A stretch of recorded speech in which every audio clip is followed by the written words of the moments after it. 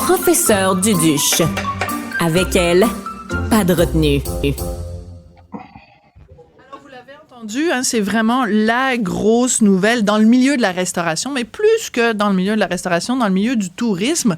Et vu que le tourisme a des retombées partout dans la société québécoise, on peut dire que c'est une nouvelle importante pour l'ensemble de la société québécoise. Donc, le fameux guide Michelin, ce guide où il y a des gens anonymes, de façon anonyme, qui vont dans les restaurants et qui donnent des notes, des cotations, des étoiles pour dire qui est le meilleur restaurant dans tel endroit, ben, il va y avoir un tel guide pour le Québec au printemps 2025.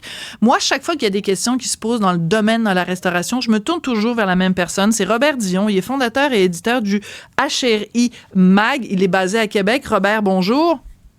Bonjour Sophie, bravo pour votre nouvelle antenne. Merci, c'est gentil Robert. Comment s'est perçue l'arrivée du guide Michelin dans le milieu de la restauration au Québec? Écoute, c'était un secret de polichinelle quand même, parce que ça faisait un bout de temps que dans le milieu, on savait qu'il y avait des négociations, parce que c'est vraiment une entente entre deux parties, c'est-à-dire la province, dans le cas qui nous concerne, parce que contrairement à plusieurs autres endroits où ce sont des villes qui sont visitées par Michelin, maintenant ici c'est la province, donc ça va rayonner partout à travers la province, ce qui est une bonne chose en tant que telle. Donc c'est perçu. Il y a deux écoles de pensée. Il y a ceux qui disent il y a ceux qui disent bravo, ça va remonter le niveau de la restauration. Puis, tu as ceux qui disent Berk, ça va coûter trop cher. Donc, mais moi je pense que c'est un côté très très très positif pour notre industrie. Et tu sais, je me permets de le commenter ainsi, c'est que Michelin fait pas une liste par nombre, si tu veux. T'as un standard qui est égal à d'autres standards. C'est-à-dire que si tu as 3 macarons, 2 macarons ou 1 macaron, tu te compares avec des gens de ton groupe. Pour te citer un exemple, au Canada, on a une espèce de guide, je dis une espèce de guide qui s'appelle le 100 Best, qui est un recueil des 100 meilleurs, selon eux, restaurants au Canada. Bien que j'adore Vin Mon Lapin à Montréal, ça fait 2 années de suite que c'est le meilleur restaurant au Canada.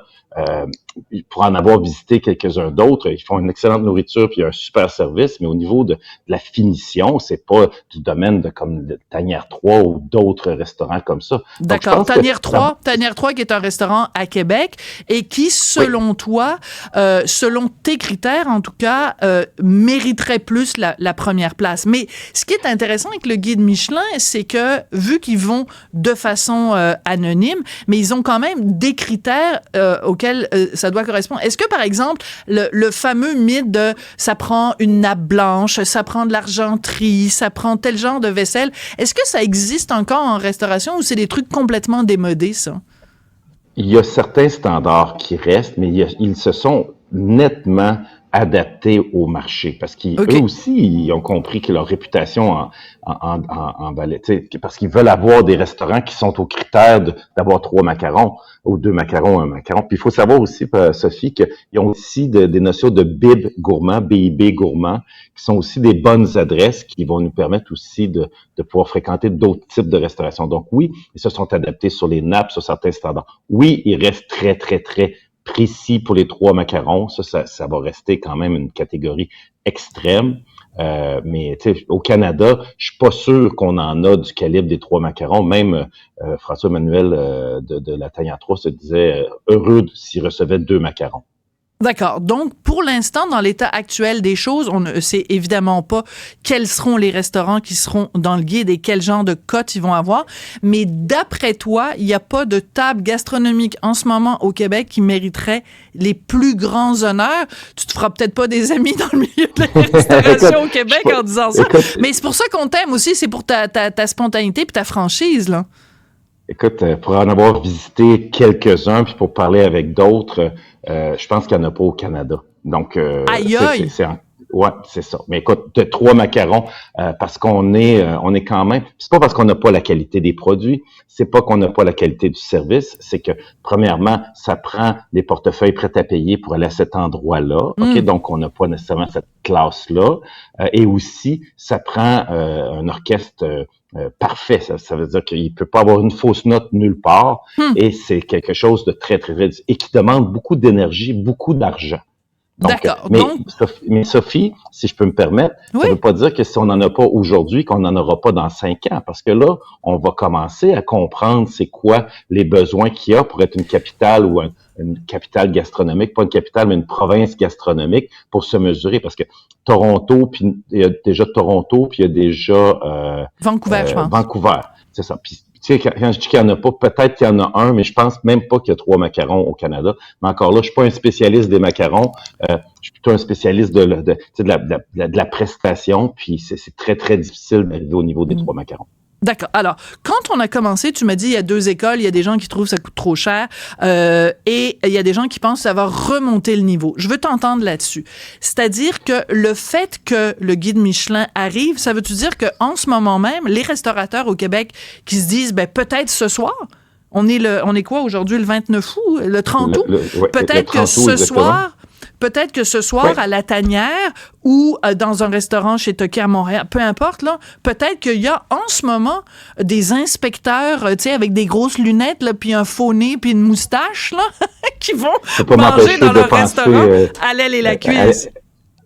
Exactement, avec Louis de Funès qui a marqué ma jeunesse. Effectivement, ils ont déjà commencé à circuler dans le territoire. Ça, c'est confirmé. Donc, il y a certains restaurants qui ont été jugés. On avait déjà eu le Go Mio qui s'était présenté au Québec un certain temps. Exactement. Donc, dans cette optique-là, on a quand même émis certains standards, puis on est arrivé à certaines choses. Puis, la plupart des restaurateurs qui pourraient être de niveau 3 macarons, 2 macarons, eux en ont déjà visité. Donc, ils savent déjà à quoi s'attendre. Mais entre de savoir à quoi s'attendre et d'être capable de le répéter jour après jour, c'est quand même quelque chose d'assez exceptionnel. Mais moi, je pense que on vient de jeter les bases pour une future province de destination reconnue pour d'autres choses que le smoked meat puis la poutine, parce que là, on arrive avec d'autres moyens. Puis jadis, malgré que j'ai rien contre toutes les critiques gastronomiques qui ont passé ici, mais pour évaluer un restaurant à ce niveau-là, ça prend des cahiers de charges très, très, très précis. D'accord. Mais quand tu disais remonter le niveau, ma question, c'était la suivante. Est-ce que le fait que, justement, le guide Michelin s'en vient, les chefs, devant leur brigade, disent, écoutez, les amis, là, on peut plus rien se permettre. Il faut qu'on soit impeccable tous les jours de la semaine parce que on le sait jamais. La petite madame dans le fond avec son chapeau avec des fleurs dessus, c'est peut-être une inspectrice, une espionne du guide Michelin et que ça va faire cette pression-là que les restaurateurs vont se mettre, vont faire en sorte que tous les consommateurs québécois de restauration vont se retrouver avec un meilleur produit parce que les restaurateurs vont avoir cette pression-là. Est-ce que c'est ça le cas? Je suis tout à fait d'accord avec toi et déjà ça va se faire sentir dans cette optique-là parce que je tiens à le dire, dans l'assiette on a quand même tous les ingrédients qui sont là pour compétitionner avec le monde entier. Anthony Bourdain, te rappelles-tu? Anthony Bourdain, quand il est venu, feu Anthony Bourdain, c'est tellement triste la façon dont ça. En tout cas, bref, je l'adorais. Tu sais, No Reservations, en tout cas, vous le connaissez, Anthony Bourdain, ce chef américain là qui s'est enlevé la vie, mais qui était un amoureux de la bonne chair. Il est venu à Montréal, il a fait le party avec ses chums, il a fait le party avec Normand, il a fait le party avec Martin. Martin. Et donc, on le sait qu'il y a ce potentiel-là au Québec. Là, c'est juste peut-être de lui donner une vitrine encore plus grande, plus haut de gamme. Ben oui, effectivement, la vitrine Michelin ou tout autre guide mondial, parce que tu en as un autre, hein, tu as la liste maintenant que vous pouvez surveiller qui elle joue avec un peu dans le San Pellegrino list. Mais sachez qu'il y a des choses comme le San Pellegrino list, ce sont des juges anonymes qui doivent voter en fonction des visites qu'ils ont faites dans des restaurants. Et c'est une accumulation de votes qui sont 1, 2, 3 ou 4. Contrairement à Michelin, qui lui évalue selon des standards, c'est pas selon le goût du cuisinomane ou de la critique gastronomique qui va se présenter dans le restaurant. Il y a vraiment plus que ça. Puis c'est pour ça que je pense que ça amène à un niveau supérieur parce que le cahier de charge va être vraiment plus puissant. Puis cette reconnaissance-là, elle va se pour un gastronome mondial de savoir que maintenant il y a des Michelin au Québec, ben les retombées économiques sont déjà commencer à arriver, malgré que ça coûte de l'argent avoir les Michelin. Mais déjà, juste la presse qu'on vient de mettre autour de Montréal, Québec et toutes les régions gastronomiques du Québec, c'est déjà rentable. D'accord. Bon, mais ça, c'est formidable ce que tu nous dis là, parce qu'il y a plein de gens, quand ils ont vu les chiffres, ils se sont un petit peu étouffés dans leur poutine, hein?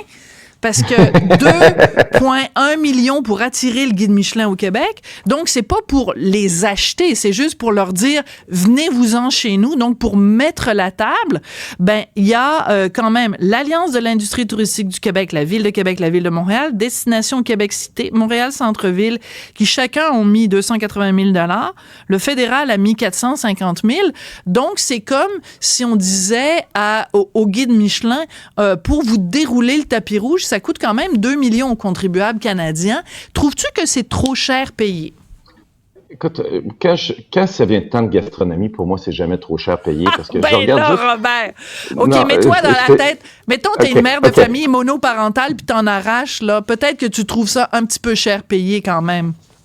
Oui, mais quand on regarde ça sur le côté économique et touristique, ça a un impact immense. Je prends juste le Danemark avec sa position qui s'est développé une culture culinaire mondiale.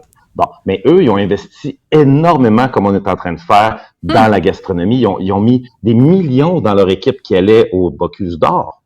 Tu sais, ça, c'est juste une compétition culinaire, mais si tu te présentes au Bocuse d'Or et tu gagnes le premier prix, tu es assuré d'avoir les retombées mondiales. Des équipes de Bocuse d'Or qui mettent 1,5 million pour juste aller à cette compétition-là.